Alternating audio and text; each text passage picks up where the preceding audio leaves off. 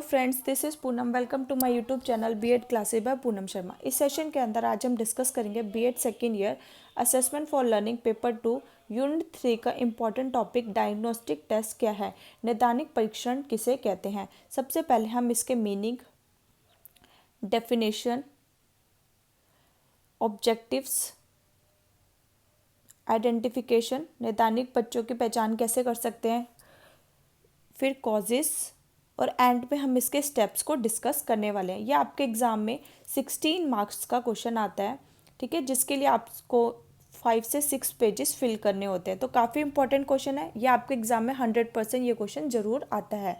Okay, session को start करने से पहले जो बच्चे मेरे चैनल पे नए आए तो जल्दी से चैनल को सब्सक्राइब, ताकि आपको बीएड एग्जाम से इंपॉर्टेंट अपडेट्स क्लासेस के नोटिफिकेशन टाइम पर मिल जाए।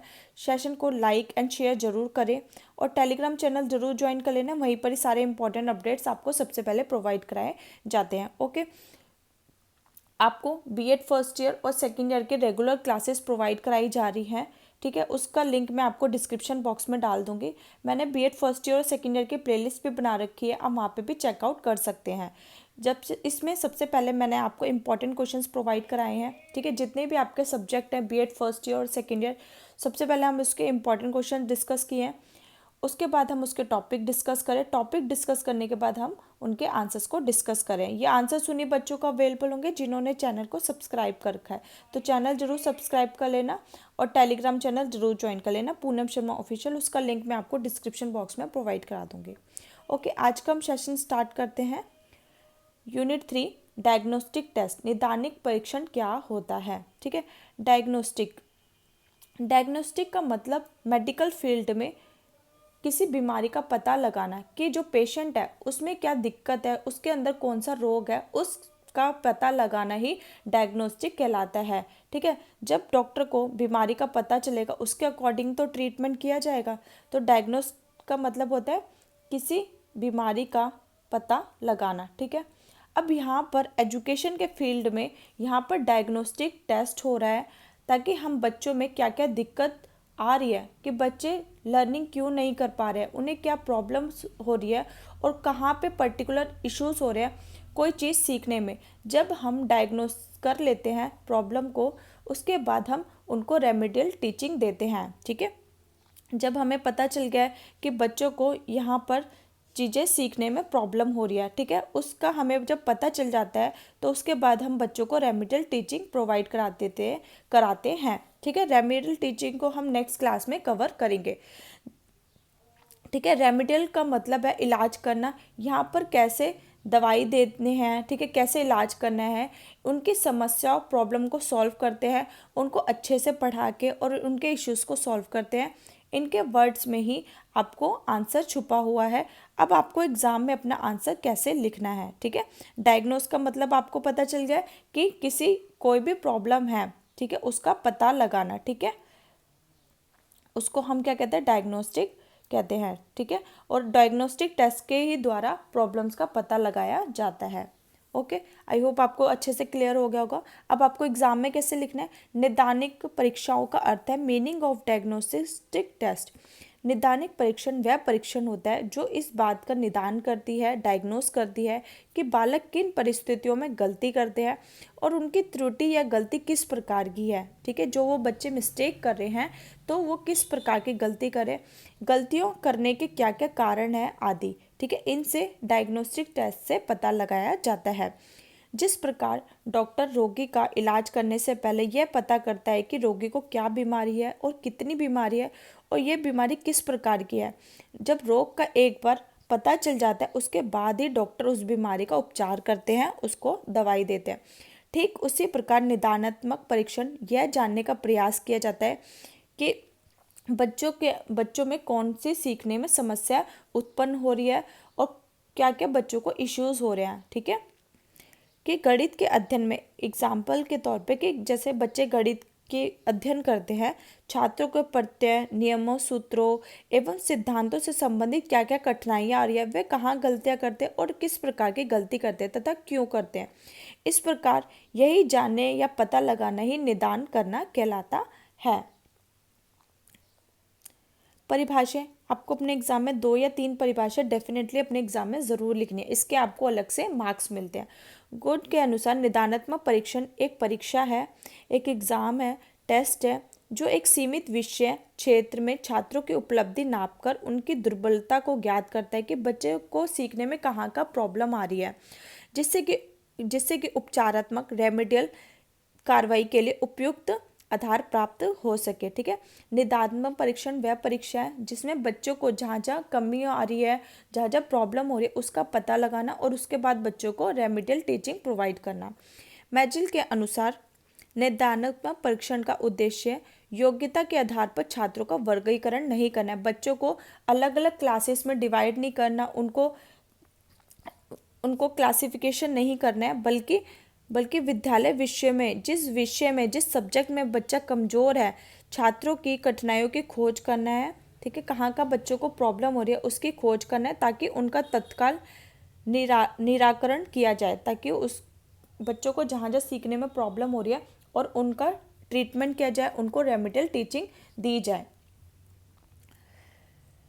फिर हम पढ़ते हैं निदानात्मक या निदानिक परीक्षणों का उपयोग और उद्देश्य। ठीक है, अब हम ये क्यों करते हैं, इसके पीछे क्या एम्स है, क्या ऑब्जेक्टिव्स हैं, उसको हम डिस्कस करते हैं। छात्रों की ताकत और कमजोरियों को जानने के लिए निदानात्मक परीक्षण का उपयोग किया जाता है। ठीक है, छात्र कौन से सब्जेक्ट में अच्छे हैं, ठीक है, किस में वो अच्छे मार्क्स लाते हैं और किस में अच्छे मार्क्स नहीं लाते हैं, ठीक है, कौन से सब्जेक्ट्स में उनको वीकनेस है, कहाँ पे उनको सीखने में प्रॉब्लम आ रही है, तो हम निदानात्मक परीक्षण से ही पता लगाते हैं। शिक्षार्थियों की क्षमता, स्टूडेंट्स की जो कैपेबिलिटी है, उसके अनुसार कार्य प्रणाली और पाठ्यक्रम तैयार करने में उपयोग होता है। ठीक है, अब आपको पता है सारे बच्चे एक जैसे होते नहीं हैं। ठीक है, सब में क्या है, इंडिविजुअल डिफरेंसेस पाए जाते हैं। ठीक है, कोई बच्चा किसी सब्जेक्ट में अच्छा होगा, कोई किसी सब्जेक्ट में अच्छा होगा, तो स्टूडेंट्स के अकॉर्डिंग पाठ्यक्रम तैयार किया जाता है और उनको जहाँ जहाँ प्रॉब्लम होते हैं उसके अनुसार ही कार्य प्रणाली भी तैयार की जाती है। थर्ड, परीक्षण उन बच्चों की योग और कठिनाई दोनों की जानकारी के उपयोगी है जिनकी उपलब्धियां उद्देश्य तक नहीं पहुंची है। ठीक है, परीक्षण से हम बच्चों के बारे में जानकारी प्राप्त कर सकते हैं कि उन्हें सीखना जो चाहिए था वो अभी तक क्यों नहीं सीख पाए हैं। ठीक है, जिस उद्देश्य पे अभी तक उनको पहुंचना था वो क्यों नहीं पहुंच पाए हैं, परीक्षण द्वारा ही पता चलता है। फोर्थ है, ये उन छात्रों का भी पता लगाने में सहायक होता है जिनमें अतिरिक्त व निर्देश की आवश्यकता होती है या शिक्षण पद्धति में सुधार किया जाना चाहिए। ठीक है, ये उन क्षेत्रों में भी पता लगाया जाए जिसमें हम क्या देते हैं, अतिरिक्त निर्देश की आवश्यकता होती है और जो टीचिंग मेथड हम यूज़ कर रहे हैं क्या उसमें तो प्रॉब्लम नहीं है। ठीक है, कि बच्चे क्यों नहीं सीख पा रहे हैं, ठीक है, वो अपने टीचिंग मेथड यूज़ करते हैं टीचर, ठीक है, टीएलएम यूज़ करते हैं। ठीक है, तो इसकी सहायता से हमें इस पद्धति में भी सुधार किया जाना चाहिए। ठीक है, अब हम पढ़ते हैं नैदानिक परीक्षण के लिए छात्रों की पहचान कैसे, how to identify students for diagnostic test. नैदानिक परीक्षण के हम छात्रों की कैसे पहचान कर सकते हैं। पहला है खराब स्मृति, धीरे धीरे सीखने और जल्दी भूलने की आदतें। ठीक है, बच्चे चीज़ों को जल्दी याद नहीं कर पाते और धीरे धीरे चीज़ों को सीख रहे हैं और सीखते हैं तो उनको जल्दी से भूल जाते हैं। ठीक है, इससे इस बालक की पहचान की जा सकती है। सीखने की प्रेरणा में कमी, ठीक है, बच्चे सीखने की प्रेरणा उनको नहीं मिलती है इसलिए वो सीखते नहीं है। कभी कभी टीचर क्या होता है, जो अच्छे बच्चे होते हैं, ठीक है, जो आगे बैठते हैं उन्हीं पर ही उनका फोकस रहता है और वो बाकी बच्चों पर उनका ध्यान ही नहीं जाता है। ठीक है, तो ये भी एक प्रॉब्लम हो सकती है, तो सीखने की प्रेरणा नहीं मिल पा रही है। फिर थर्ड है सबसे मोस्ट इम्पॉर्टेंट, आत्मविश्वास की कमी। ऐसे बच्चों में आत्मविश्वास की कमी रहती है, लैक ऑफ सेल्फ कॉन्फिडेंस, क्योंकि बच्चा अपनी प्रॉब्लम को शेयर ही नहीं करता है, टीचर को बताता ही नहीं है, कि डरा डरा से रहता है। ठीक है, कि अगर मैं पूछूंगा तो फिर डांट पड़ेगी, ऐसा कुछ। ठीक है, तो आत्मविश्वास की कमी रहती है। फिर आपका फोर्थ है सूचनाओं को प्रभावी ढंग से समझने में असफल रहना और चीज़ों को आसानी से एक दूसरे से मिला देना। ठीक है, जो टीचर इन्फॉर्मेशन बच्चों को दे रहा है वो बच्चे ग्रहण नहीं कर पा रहे हैं और एक चीज़ दूसरे चीज़ों से रिलेट नहीं कर पा रहे हैं, उसको मिला नहीं पा रहे हैं। ऐसे बालकों में इसकी पहचान की जा सकती है इसके माध्यम से। नवीनता और रचनात्मक में कमी, ठीक है, lakhs of originality and creativeness की कमी पाई जाती है। समस्या हल करने में असमर्थ, बच्चों को प्रॉब्लम्स दी जाती है, बच्चे सॉल्व नहीं कर पाते हैं। 7th आपका आता है छोटे वाक्य, व्याकरण की गलती और गलत वर्तनी, ठीक है, छोटे छोटे वाक्य नहीं बना पाते, ग्रामटिकल मिस्टेक्स हो जाती है और गलत, ठीक है, गलत वर्तनी मीन्स मिस्टेक्स करते हैं स्पेलिंग्स में। फिर आपका आता है 8th कम ध्यान देना और एकाग्रता अवधि में कमी, ठीक है, जो क्लासरूम में बच्चों का अटेंशन बहुत ही कम रहता है और कॉन्सेंट्रेट नहीं कर पाते एक चीज़ पर।